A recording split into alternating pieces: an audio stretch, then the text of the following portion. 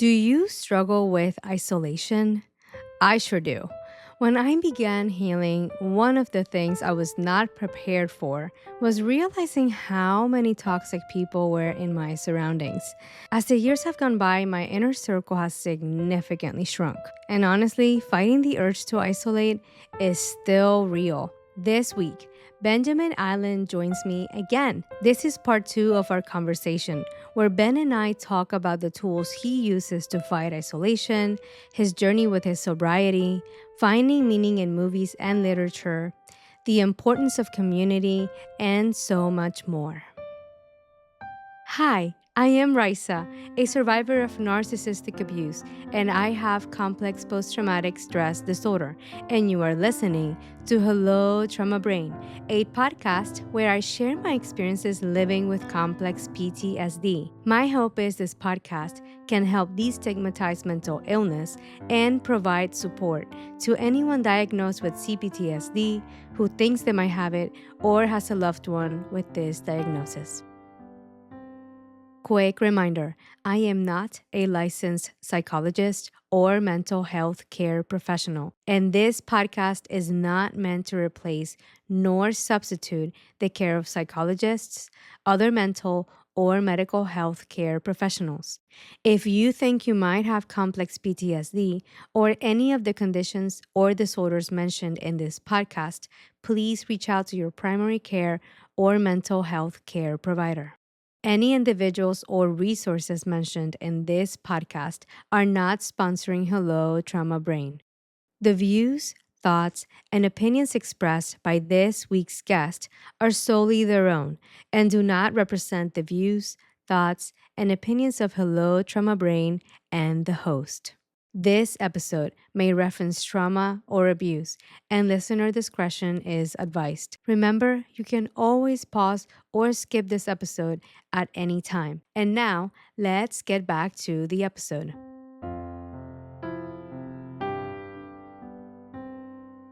Hello, dear survivors, and welcome to this episode of Hello Trauma Brain.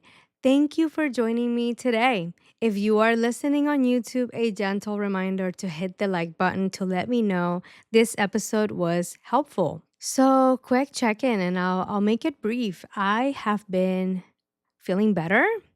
I started dialoguing a little bit more frequently again. I kind of had a bit of a period a few weeks ago where I wasn't doing it as much, and I feel like my nervous system was registering that.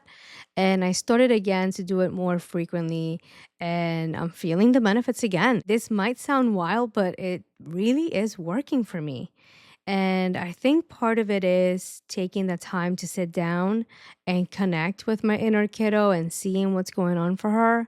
And I have to say, the more I do that, the more I am noticing a decrease in my OCD and some of the other coping mechanisms I usually tend to do. I definitely need to sit with that a little bit more because I feel like there's grief there in terms of fully taking in how much of my life has been wasted on all these trauma responses and coping mechanisms. And yeah, for someone who's been alive for 37 years, that's a long time that I have spent doing this. And it's just, honestly, I don't even know how the heck I lived like that. It's completely wild to me. And I feel like today I'm finally settling into the new setup of the podcast with the microphone, with doing Logic instead of GarageBand. And something that I've been struggling with is the learning curve to get everything set in place.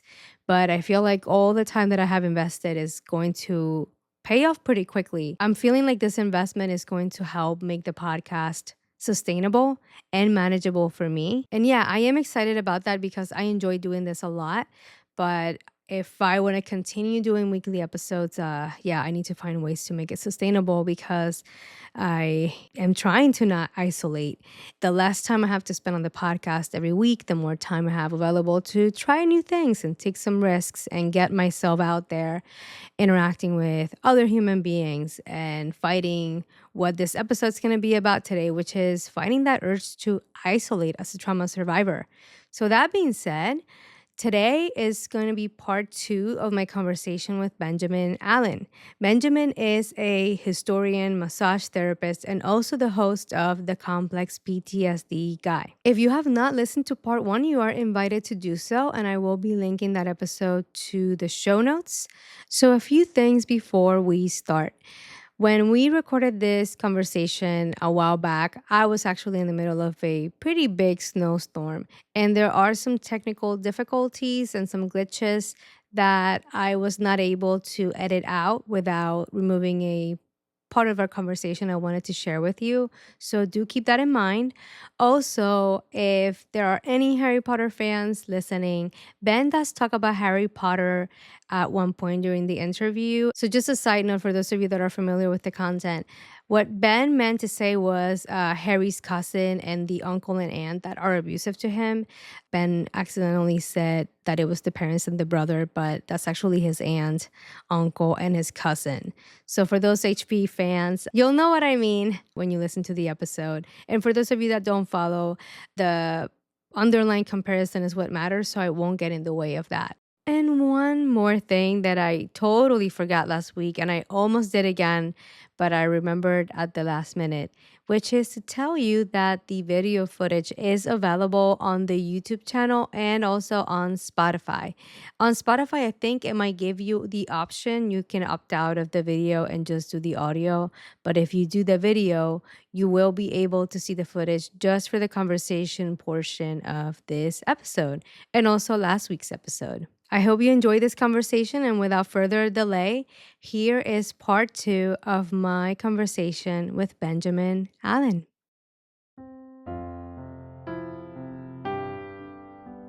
You mentioned something that I wanted to ask you about today, and it has to do with, I feel like something that a lot of people with complex PTSD have struggled with. I know I've struggled with this, and it's substances, like using substances as a coping mechanism to get through the pain. And what do we do when we realize that this is actually not helping us and it's harming us? And I know that you are on your sobriety journey yourself, and I was wondering if you would feel comfortable sharing how has that impacted you, and how what tools are you using to help you through that? Yeah, so mine, for one, I never drank till I was 21. I was not a party kid in my teen years. I was just an isolated, kind of depressed kid in high school.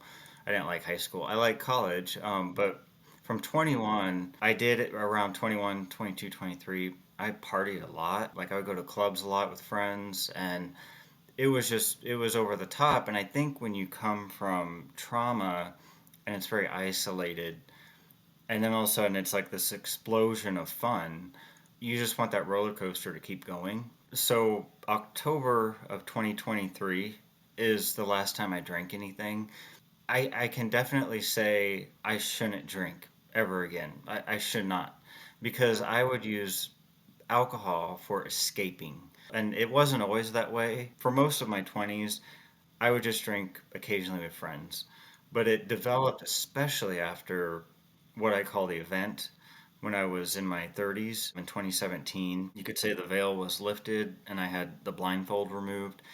And I finally saw why I've had so much depression and all these other things for so many years. I finally saw really how bad my trauma was. Like, it was really bad.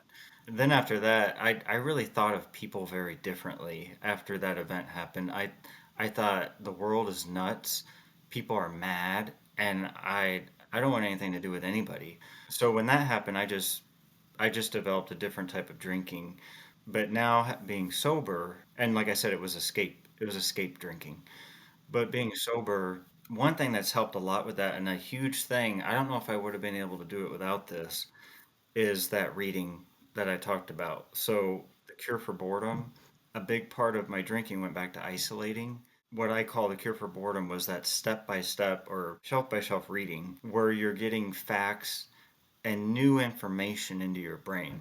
So, getting away from the emotional thinking, but getting logic and facts into my non logical brain. Because I'm not a logical thinker, I'm a critical thinker, which means I tend to jump down a lot of rabbit holes because I think critically and I think too much.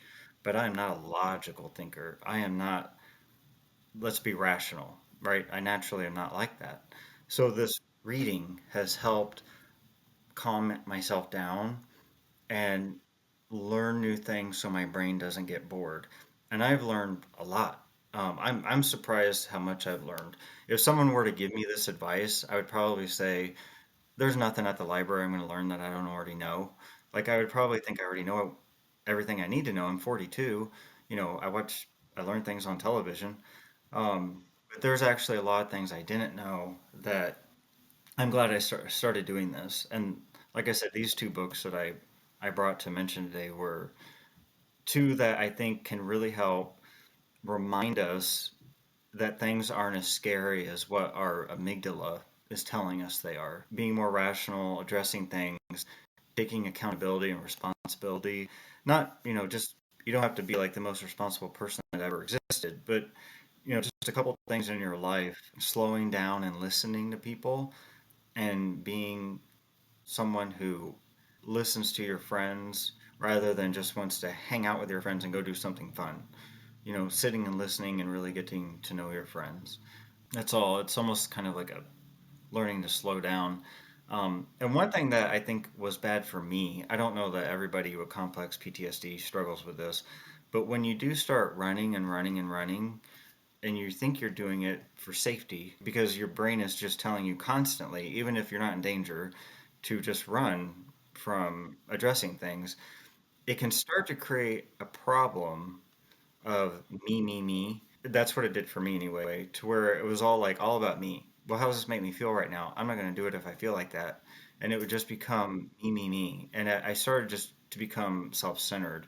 And I've said before on my own show, I've worried in the past of turning into having personality traits of my abuser because that can happen with people. Mm-hmm. And it can be very ironic. So if you've ever seen the movie Flowers in the Attic, the original movie from 1987, Have there's not. a husband and wife and their kids, and the mother's mother is very abusive towards her. And the father dies, so the daughter goes back to the mom's home because she doesn't know where else to do. She's desperate. She goes back to her abuser, and she takes her kids with her. And the daughter turns into the mother. Sadly, she turns into her abuser, and she's just desperate. She needs money. She needs a home, and the teenage daughter says no, and she fights back, and she basically saves her siblings from their mother turning into the grandmother.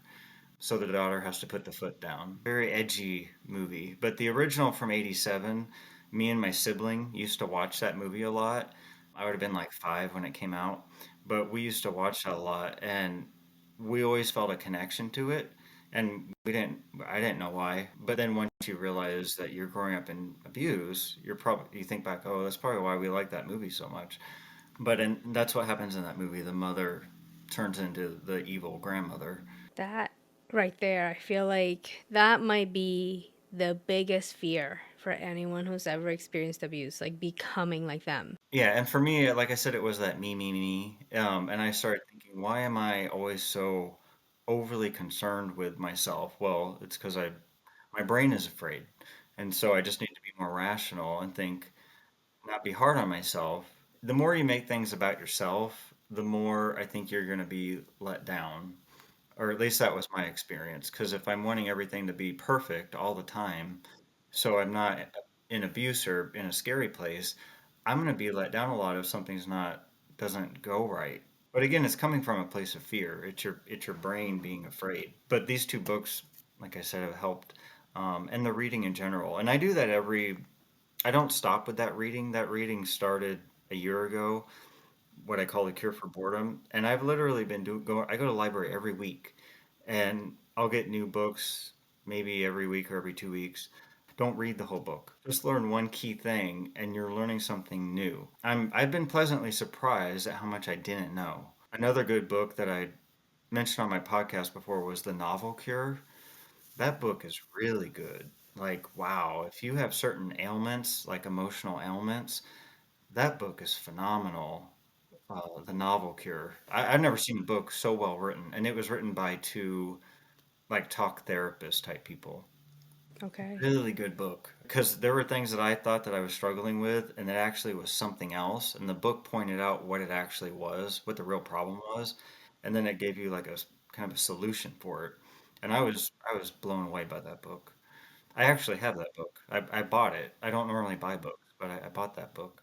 Sounds very meaningful. And I like and this is something you said earlier too, like about not reading the whole book. And I really like that because for me, like it takes me forever to get through a book. So if I have to read the whole thing, and I take the book from the library and I feel this pressure to read the whole thing, like that's going to kind of aggravate other things in my trauma responses, like the perfectionism and the judging myself and just beating myself up because I couldn't finish it on time or something like that. Yeah. And I like that idea also of like just a little bit can go a long way. Oh yeah. Like in the book, How High Can You Bounce? It was only chapter six. The chapter six, and it was like 4 pages. And I learned those few key things from just 4 pages from chapter six. And that was it. I was like, well, I learned something really helpful and I'm going to take the book back now. I always say look at who the author is and what their background is and why they wrote the book. Why did they write it? Because that's super important for what you're going to get out of it. Um, but learning new information is just huge because if your mind is bored and you're bored, that can just be very detrimental, especially if you're isolating. I'm glad you're bringing that piece into the table, and I want to go back to something that I really liked about your podcast is you have these episodes in your podcast where you're talking about movies that portray CPTSD or characters that have traits that could be considered part of having CPTSD or recovering from trauma. And I was wondering, besides this movie Flowers in the Attic, are there other films that you recommend for people that are looking for content that might help give name to their experiences? Yes, and I have something that I think will be a lot of fun for you and your listeners. Since my podcast ended, this is something I started doing back maybe in like October. This was something I was not expecting to do. To get to your point of a character that I think everybody that's listening will love, who I had no clue I was gonna see a connection to in any way was Harry Potter. Harry Potter himself in the very first episode, which I had not seen since I was 19 years old. I just watched it 2 days ago. The very first Harry Potter, that kid totally is complex PTSD. They have him locked up in a closet under the stairway, and the kids are his brothers stomping on the stairs, and the parents are all mean to him. And I thought, how did I forget this? Like, I guess I hadn't seen the first movie in a long time, but I thought, well, that is totally what complex PTSD like, and he's sad in the first one, and all of a sudden, all the owls start flying to the house with the letters to go to Hogwarts, and it's like a savior. It's like something is there. It's finally noticing, like, we're gonna get this kid and get him out of this crazy house and finally all the letters just pop up in the whole house and they come in the fireplace and everything. I don't remember exactly how he gets out of the house or who he's with. He gets out and he goes to school and he makes friends and he's finally happy. Oh, it's Hagrid. It's the great big character. Hmm. Hagrid. Yeah. Yeah. And Hagrid drags him out, which is the perfect character for that. I've recently been watching Harry Potter and the Chamber of Secrets, which I have to say I've always been lukewarm on Harry Potter. I always liked it, but I never followed it. And I would go and I half the time didn't know what was happening. But the Chamber of Secrets is by far the best, in my opinion. It's my favorite Harry Potter movie. It's really a mystery movie. There's a mystery of who killed the girl in the bathroom, Moaning Myrtle, and then who did this with the petrified kids and all this other stuff. It's a mystery. It's a really well done movie. But Harry Potter himself is absolutely relatable if you come from trauma. Just that character and the way that he identifies with his friends in regards to his professor and his family back home, very symbolic of a depressed youth who is needing help and he finds it in a magical world. It's basically what every depressed kid who grows up in trauma is hoping will happen. And in the movie, it happens, and I was like, well, this is very symbolic of complex PTSD. Some other movies. One thing I just wanted to mention, it's a hobby that I started doing that I never thought I would do, is collecting physical media. And this is what I mentioned might be fun for people. Physical media is just DVDs. So DVDs, Blu-rays, or 4K, which I had never heard of 4K until this past October because I don't follow DVDs. I am getting like a new DVD, Blu-ray, 4K player and a 4K television in the next like month. And I'm going to start collecting physical media, but only certain genres. Because if I just start collecting everything, it would there would be no sense to it, and I would just buy too much. I would spend too much money on it.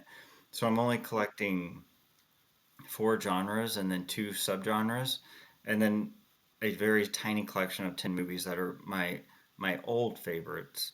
But the four genres are horror, westerns, sci-fi, and fantasy. And one of those genres, westerns, is one I've never been like a super fan of, but I watched a video of a guy and he did a whole bunch of westerns. A lot of them were new or in the 80s and 90s. I always grew up with old ones and I had kind of a stereotype of what they were like, but westerns are very cinematic. And if I'm going to pay for a player, a 4K DVD Blu-ray player and a new television, I really only want kind of a home theater that's cinematic movies. And so that's why I chose horror, western, sci-fi, and fantasy. And then my other two subgenres are movies made by a director, producer named Roger Corman, who he was sort of a teacher to a lot of the famous directors that we have known for decades, like Martin Scorsese. He was like a teacher to them in a way, like he got them into the business in a way. Roger Corman just made a lot of movies for over 50 years. He just died last year at like 98. But he had been making movies since the 50s. And a lot of them were like B movies. His is just a little tiny subgenre. And then pre-Hays Code movies, which are movies made before the Hays Code of 1933. So some of those old, some are silent and then some are not silent. But they were the more kind of radical movies before there were these codes put in place on what you could say and show in a movie. So those are my genres, and I've gotten a few. A lot of those I'll just buy at a local like comic books place that sells DVDs. I'm not going to spend a fortune for all of them. There's only a few that I will buy on 4K. I don't know if you saw the new movie, The Substance. I have not, but I it's on the list. Yeah, it's Demi Moore's in it. So that is one I'm actually going to buy on 4K just because it's more of a visual movie. So movies that are more visual like that, I will spend money on. I am going to buy Winchester 73, which is coming out on 4K on Criterion, the Criterion collection. That's one I'm going to get. But that's just something that is something fun. So, working in history, I know the importance of preserving sort of like not just documents, but like freedom of speech. And in movies, there's a lot of art and there's freedom of speech. And I know with streaming services, a lot of times they raise their prices or there's a lot of ads and then they take things away. I don't want stuff taken away. That just happens all the time. Like Netflix took away Chucky, and so now it makes me want Chucky because I had Child's Play because it's gone now. You can't ever watch it again on Netflix. It's gone. Um, so it's just something that I think I like because I like history and I like preserving the past as one of my jobs. But it's kind of a fun thing because I kind of thought that all that was dead, like physical media was dead, and it's not. There's actually been a lot more people investing in it in the past couple years because streaming is getting more expensive and they take things away or they edit things. So there's like boutiques. So like even though Best Buy has gotten rid of DVDs where I live, there's boutiques across the country that restore and sell DVDs. I didn't know that. There's like I did not know that either. Yeah, there's like Vinegar Syndrome and Arrow and all these different places. Criterion's another one, but there's a whole bunch. Shout Factory has a huge selection, but it's just kind of neat. Again, it's something new, so it's something new that Mm-hmm. I'm learning. But it's a hobby, and if Yeah. you isolate, it's a hobby you can do on your own. You can do it at home, Yeah. and you Mm-hmm. know have your own system. I just have those four main genres just Mm-hmm. to keep things organized. But I have like already 20 movies listed under each genre.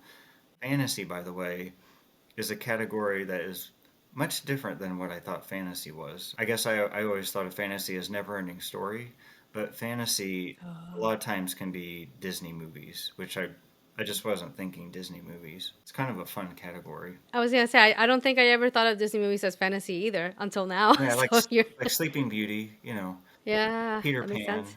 But it's just a fun thing to do. It's kind of neat because I had one movie that I was when I was a teenager in the 90s. I used to watch Jason and the Argonauts a lot, which is a Greek mythology movie from the Hmm. 1960s, and I bought it. I never thought that I would ever have that on DVD, but I bought it on DVD, and I'm glad I have it. It's something I'll always like. It is nice to have it because some of the people I follow on YouTube who talk about physical media. It's amazing all the stuff I didn't know and all the movies I've never seen. But it's just a fun hobby, so it's just something Yeah. new that I've done. Thank you for sharing that. So I feel like it's nice to give people ideas of like things we can do. Like I have not invested too much money on this collection I want to start because I feel like all my money right now is just going to therapy.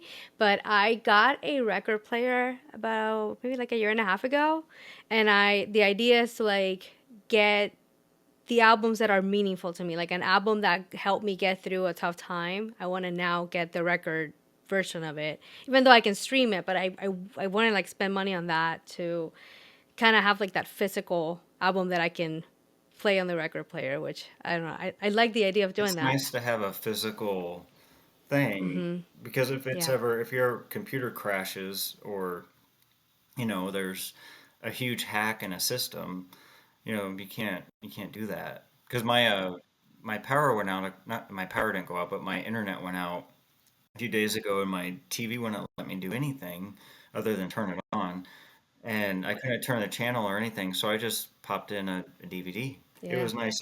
There's just so much that I didn't know about owning physical media, so it's been a nice surprise to do it, and it's something I never thought I would do, but it was kind of a combination of things that led me to it.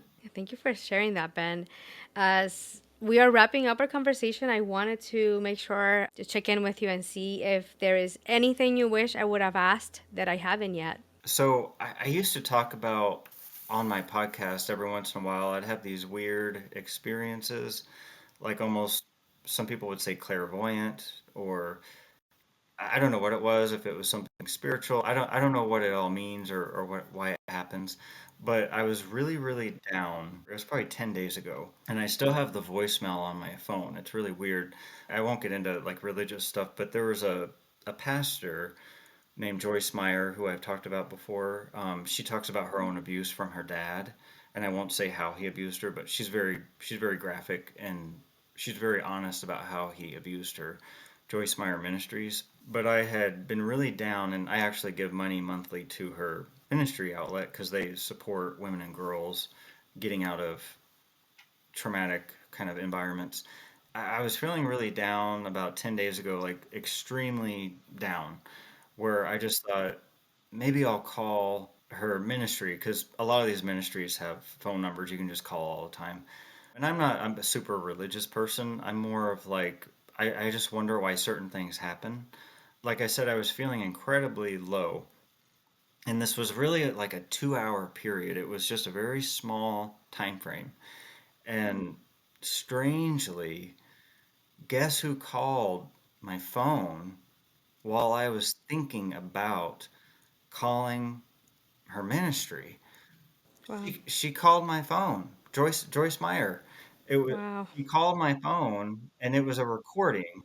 It wasn't her live. And she normally doesn't call my phone. This might be the first time she's ever called my phone. But Wow. she called my phone and she said, "Hello, Ben." I could even play the message for you. But she's like, "Hello, Ben. This is Joyce Meyer, and we're having a conference in April in Charleston, South Carolina, and we'd love for you to be there." And I just thought, because I didn't answer the phone. That's why I went to my voicemail because it was a number I didn't know. So I was like, someone's calling me and I don't know this number is probably a telemarketer or something. And but they called right when I was really down and I was wanting to call them.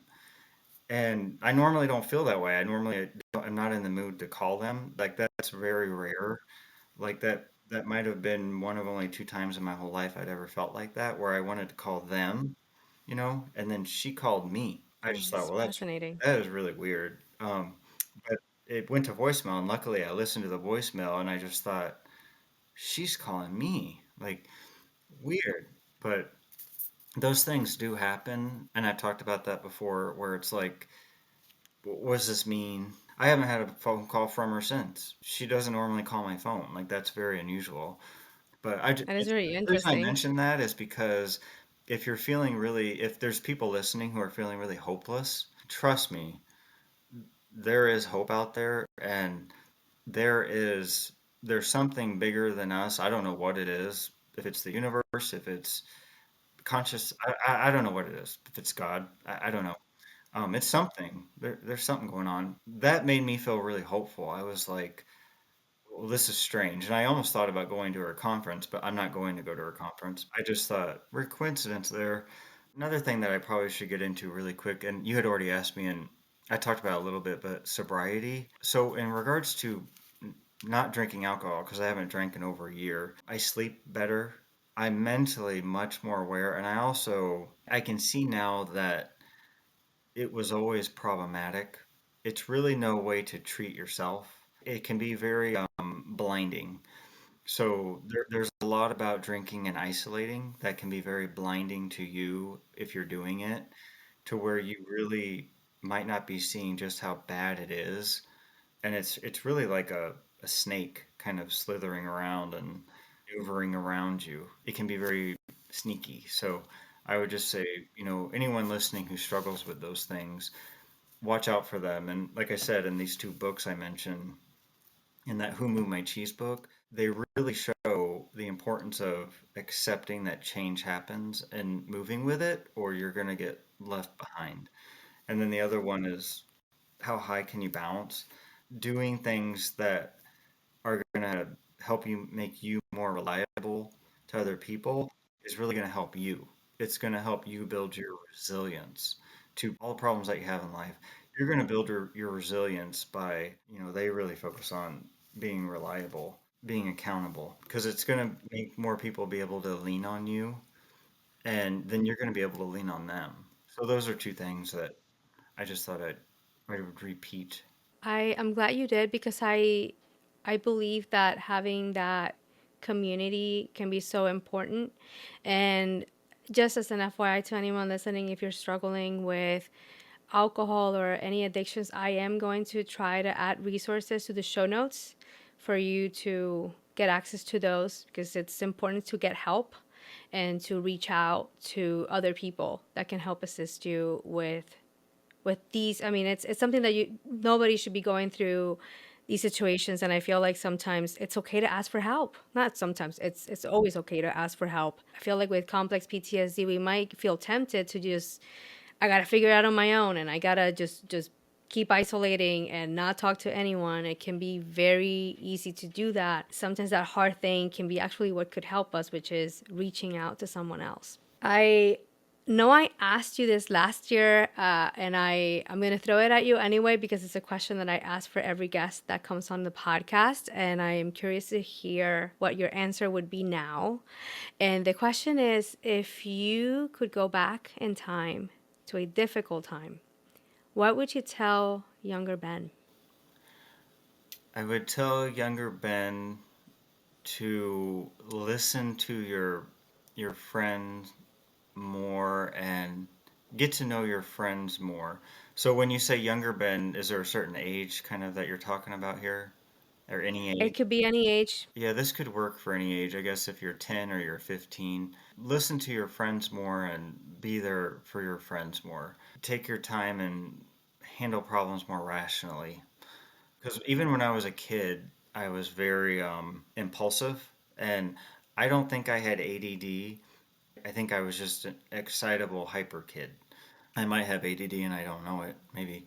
I would say slow down and listen to your friends more. And one thing I've noticed just in the last year, and maybe this is just a part of growing up, because I'll be 43 next month, I've definitely had my blinders on when it comes to the way that I think about relationships and not just friendships, but like dating and things like that, Mhm. and where I want to go in life, I've really been living a very happy-go-lucky kind of way of approaching what I'm going to do next. But I think I've reached a point where I'm really seeing I need to preserve for the future. And I think that Mhm. this just might be a part of life, where I'm at in Mhm. life. But having those like savings accounts, having money saved up, Mhm. having proper health insurance, having Mhm. people to lean on me and me lean on them, and really Mhm. seeing the importance of my sibling. My parents are getting older, physical things are happening, and health. I think, maybe this is just something that happens when you're around 42. I don't know. But really Mhm. seeing out of all the people in my life that are probably the most important, it'd be my sibling and her children, and then also my best friends. And I would say even more so than extended family, that Mhm. sibling and friends and just how important they are. So I'd probably tell my younger self that someday you're gonna see that your sibling is probably your most reliable person in your life. And even when Mhm. you come from trauma, like I was telling you about that flowers in the attic, the siblings Mhm. went through the trauma together Mhm. and they're the only ones that know it. And a lot of times your siblings are the know way more about you than your parents do. So I'd say the older you get, the more you're gonna see that. This might be something I tell my younger self. Whereas when I'm a Mhm. teenager, I might think me and my sister are really different. We might not even Mhm. be friends when we're older, but oh yeah, we're really close. Like we're way closer than I ever thought we would be. I'm glad you have that, and thank you so much for sharing that with us today, Ben. I will be linking your podcast because it is still available for people to find it and listen to it on the show notes. Is there any other information you want to share with any listeners that want to reach out to you? I don't think so because on my podcast, usually people just comment on what they think about an episode, but there's no real way to contact me. And I don't I know if see. there's a way to link what we're doing right now to my podcast. Um, Hmm. you know what I mean? I don't know. Other I than, I know what you mean. I don't know either. Maybe we yeah, can. since I don't know how to update it, how to put an episode up because they changed all the everything. And I Right. didn't go to school for podcasting. I kind of just came into it and thought it would be a fun thing. It's kind of different. I'm on the same boat. I have no training on this. Oh, It's been really? like a Okay. DIY the Okay. entire time. Yeah. Well, see, I think a lot of people are like that. It's just kind of a fun thing. Anyway, and I don't know if I'll ever do it again. I did want to say one tiny little thing. So, in regards to when I talked about relating to the movie Harry Potter, the character of Dobby, the little elf character, kind of looks like an imp or whatever. That's very accurate for people who are isolated. There are a lot of times is some little person, it might be a neighbor, it could even be like a kid of your neighbor, but there's some little person in your life who's always interfering, who's always like jumping into your world. That's something I noticed because I had someone like that who it was almost like they could slide into this abusive situation when most people couldn't. And Dobby kind of is very symbolic of that. And he starts out in the second book, The Chamber of Secrets, but his character is very true to if you are an isolated person in an abusive home. There's usually a little side character who kind of is in that world. And a lot of times, and this is true for the movie too, which I find so interesting, Dobby is abused. Dobby is being abused by Draco's dad. I don't remember his name. Dobby's their servant. He's their slave. So the fact that Harry, who's being abused, has this little guy who's bumping into his world more abused than Harry, that's very true because if you're growing up in trauma, you may know, like, let's say your parents have a friend and their kid is abused too, so that a kid who's also being abused is in your world because their parents are abusers too. So it's like this little character who it's almost like you can't get rid of him, like Dobby, but they're there, and the older you get, the more you realize, oh my God, I love this person. Like this little guy who's always around, and then someday maybe they're not around. They used to annoy you, and now you you really miss them. But it's Dobby's very symbolic of the kind of little character that might be around if you grow up in trauma, which I find I never thought I would see that in a Harry Potter movie. I just always Mm-hmm. thought, Harry Potter was a cute kids movie, or young adult movie. But I just thought I'd mention that really quick, that I thought that was Mm-hmm. very true. Once I started seeing Harry as complex PTSD, and then I saw Dobby, I thought Dobby's very accurate for someone who would be in your world as someone who's even more abused than you are. And that's what Dobby is for Harry.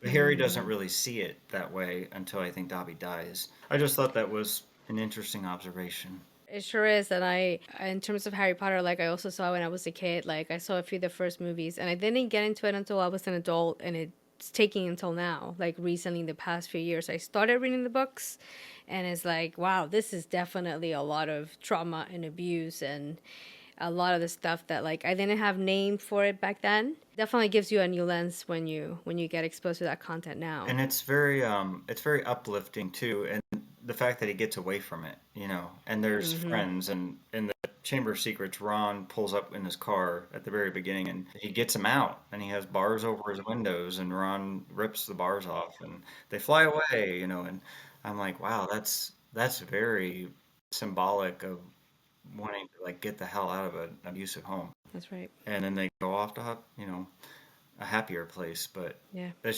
and that's a friend, that's his friend saying, we're going to get you out of here, very relatable. Thank you so much, Ben. Again, thank you so much for coming back to the podcast. It's been great having you here and a delight. And I'm so glad we were able to have this conversation. And I want to wish you the best as you continue with your healing journey. If your podcast was to come back, let me know and I can tell people over here to get back on. But if you are new to Ben's podcast and you want to hear more of this, I will be linking the Complex PTSD Guy on the show notes. Thank you so much again, Ben, for your time and for being here. Yeah, thanks, Raysa. This was a great conversation. All right, survivors checking in. How are you doing and how are you feeling after part two? I hope you were able to enjoy and get something useful out of my conversation with Benjamin Allen.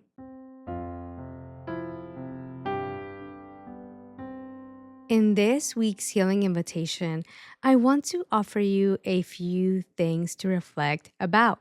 Have you been struggling with isolating? This is a common experience for many trauma survivors, me included. Are you able to notice what circumstances increase the urge to isolate? You do not need to take any action right now.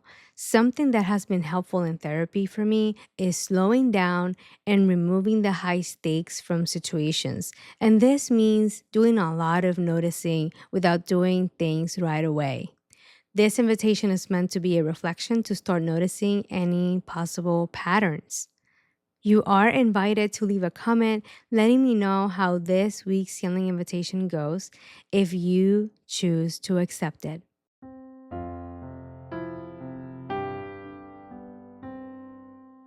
Before we wrap up this episode, all music and production is courtesy of yours truly.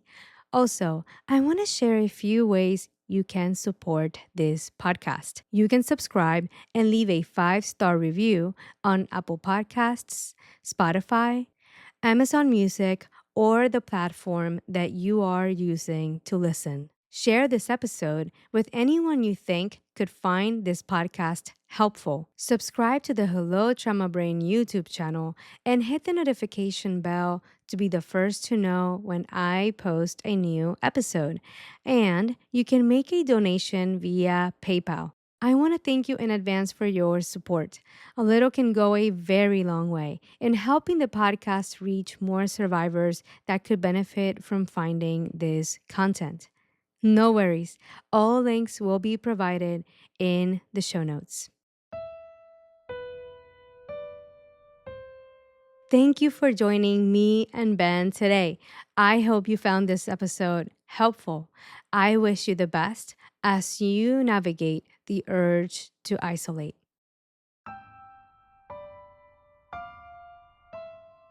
It is time for our farewell affirmations. I invite you to repeat after me. I welcome the belief that I am enough.